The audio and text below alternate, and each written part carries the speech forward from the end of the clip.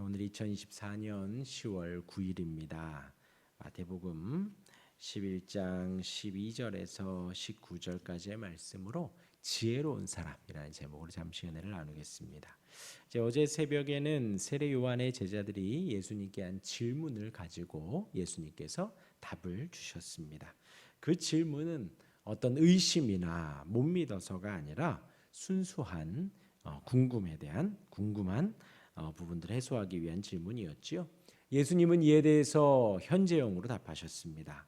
맹인과 못 걷는 자, 나병 환자, 못 듣는 자가 지금 죽은 자가 지금 살아나고 있다. 가서 전하라 한 거죠. 이 모든 사람들은 가난한 자라고 했습니다. 심령이 가난하여 예수님으로 부유하게 되기를 사모하는 자들이라 했습니다. 예수님을 찾아왔을 때에 우리 예수님 고쳐주시고 온전케 해주시는, 예수님으로 심령이 가난한 그들을 예수님이 온전케 해주시는 그 장면을 요한의 제자들에게 알려준 것이지요. 저와 여러분들은 어떠한가요? 예수님으로 인해 가난한가요? 가난한 자가 되기를 바랍니다. 예수님이 아니면 내가 부유해질 수 없습니다. 예수님이 내 안에 없어서 지금 내가 너무나도 가난합니다. 한 우리가 되기를 바랍니다. 그렇지 않으면 사실 세상으로 우리가 가난하게 됩니다. 물질이 없고 건강이 없고 권력이 없고 세상의 것이 없을 때 우리가 배고파하고 가난해하고 갈망하고 있을 때에 우리는 어느샌가 세상을 향하여 가고 있지요. 다만 우리 마음 안에 예수님이 없고 예수님이 더 있었으면 좋겠고 말씀이 나를 좀 먹였으면 좋겠다 하는 갈망함, 그 가난함이 있을 때에 우리는 예수님을 찾게 되는 것이지요. 그러한 우리가 되기를 바랍니다. 이어서 예수님 세례 요한을 극찬하셨습니다. 구약의 그 어떤 인물도 요한만큼 크지 않다. 요한이 가장 크다라고 말씀하셨습니다. 그리고 그 다음 한 말씀 더 하셨지요. 그 다음이 지금 우리를 성경을 보며 예수님을 만나고 천국에 있는 우리가 세례 요한보다 더 낫다라고 했습니다. 왜일까요? 왜 우리가 요한보다 더 낫고 구약에 있는 모든 선지자들보다 더 나을까요? 우리에게는 신약 성경이 있기 때문이에요. 2000년 전 오신 그 예수님을 우리는 말씀으로 알 수 있기 때문이죠. 명확하게 알 수 있기 때문에 그러합니다. 우리가 요한보다 더 큰 자들입니다. 이어서 오늘 본문을 살펴보면요, 오늘 본문은 이제 어제에 이어서 예수님이 요한을 칭찬하시는 장면이 나옵니다. 그 시작이 우리가 너무나도 많이 봤던 말씀입니다. 우리 12절 함께 읽어볼까요? 시작. 세례 요한의 때로부터 지금까지 천국은 침노를 당하나니 침노하는 자는 빼앗느니라 했습니다. 말씀 그대로 보면 요한이 천국을 침노하고 우리도 침노하고 우리도 침노해서 빼앗자라는 의미가 되어지지요. 이 한글 그대로는 그러합니다. 그러나 이제 지지하지 않습니다. 왜냐하면 천국을 우리가 좌지우지할 수 있는 것이 아니거든요. 천국은 주님의 나라입니다. 하나님이 왕된 나라입니다. 그렇게 보지 마시고요. 이 침노라는 단어가 원어로 긍정적으로 혹은 부정적으로 쓰일 때가 있습니다. 어떻게 보느냐에 따라서 확 다른데, 긍정적으로 이 침노라는 단어는 전진과 획득이라는 의미가 담겨져 있습니다. 또 부정적 의미로는 폭력과 약탈이라는 단어가 또 담겨져 있고요. 너무나도 이게 극명하게 차이가 나지요. 너무 다릅니다. 그러니까 좀 전에 말씀드린 대로 침노하고 빼앗다는 긍정과 부정을 잘 섞은 이제 단어인데 이런 용례는 없다라는 거예요.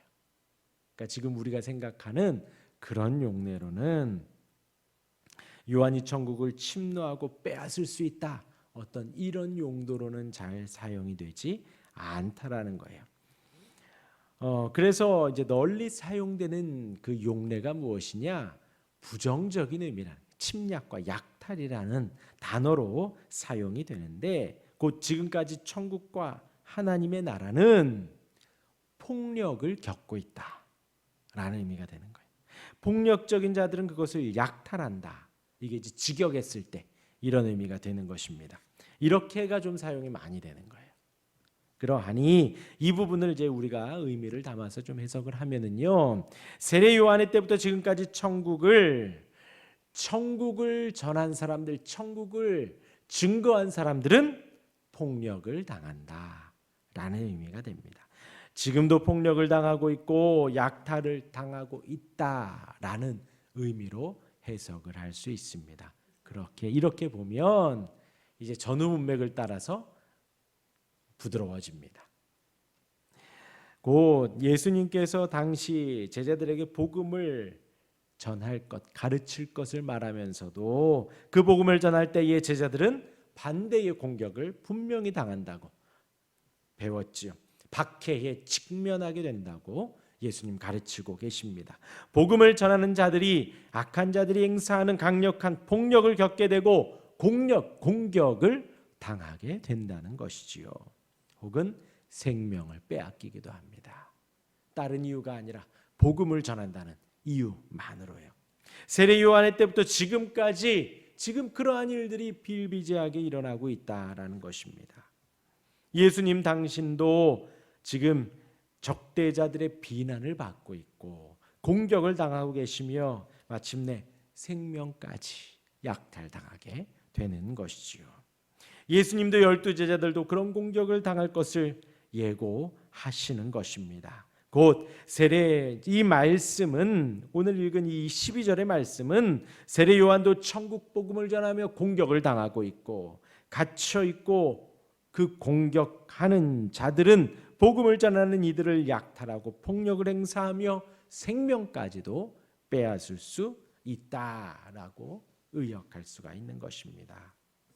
우리에게 적용을 하면요, 우리 또한도 복음을 전하고 하나님의 나라를 전하고 예수님의 이름을 전하며 핍박과 공격을 받을 수 있다라는 것이지요.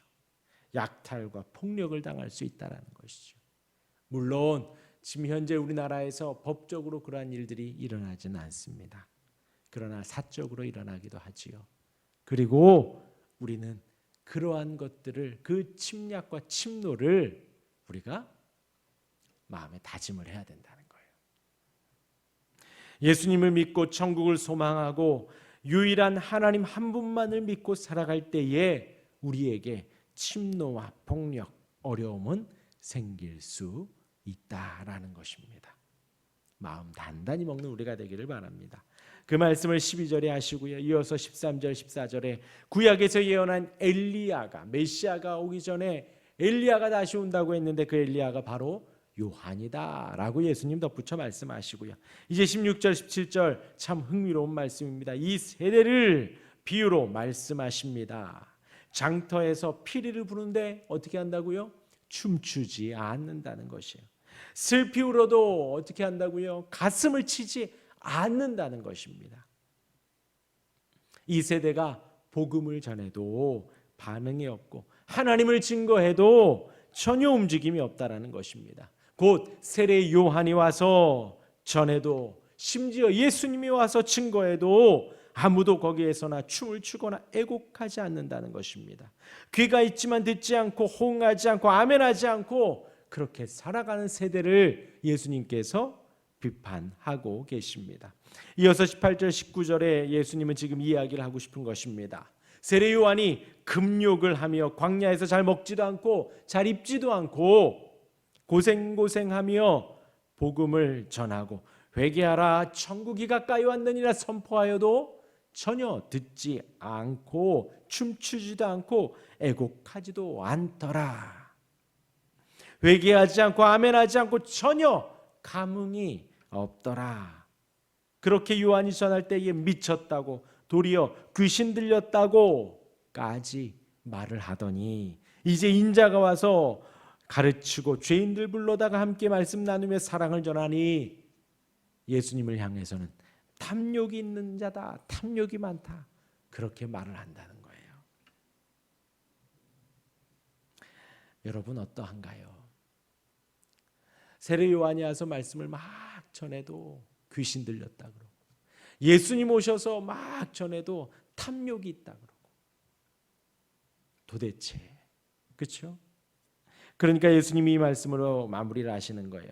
지혜는 그 행한 일로 인하여 옳다함을 얻느니라.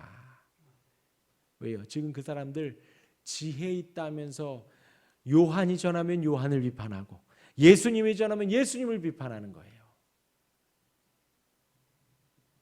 그런데 지혜 있다, 어리석다는 무엇으로 알 수 있는가? 그의 삶으로 알 수 있다는 것입니다. 비판으로 알 수 있는 것이 아니라 손가락질로 그 사람이 지혜 있다라고 말하는 것이 아니라 그 사람의 삶의 증거로 알 수 있다는 거죠. 요한을 따르는 삶의 증거, 예수님을 따르는 삶의 증거로 그 사람이 지혜 있다, 어리석다라는 것을 알 수 있다라는 것입니다. 정리하겠습니다. 세례 요한은 지혜로운 사람이지요. 복음을 전했습니다. 광야에서 메뚜기와 석청만을 먹으며 그렇게 요한이 복음을 전할 때에도 요한은 침노를 당했습니다. 예수님도 침노를 당했고 예수님을 믿으며 바르게 올곧게 신앙생활하는 제자들도 이제 후에 침노를 당하게 됩니다. 오늘 말씀에 예수님 그들에게 믿음을 주고 계시고 위로를 주고 계십니다. 우리에게 주신 복음 말씀 그 은혜를 따라 우리가 살아갈 때 우리도 침노를 당할 수가 있다라는 거예요. 그리고 우리의 삶은 어느 누군가를 향하여서 손가락질을 하고 비판하는 것으로 지혜롭다, 어리석다라는 판단을 할 것이 아니라 하나님의 말씀을 담담히 믿고 따르며 살아가는 삶을 살아갈 때 지혜로운 사람이 될 수 있다는 것입니다. 오늘 말씀에 예수님 그렇게 말하며 우리에게 지혜로운 인생 살기를 축복합니다. 그러한 우리가 되기를 주님의 이름으로 축원합니다. 아멘. 기도하겠습니다.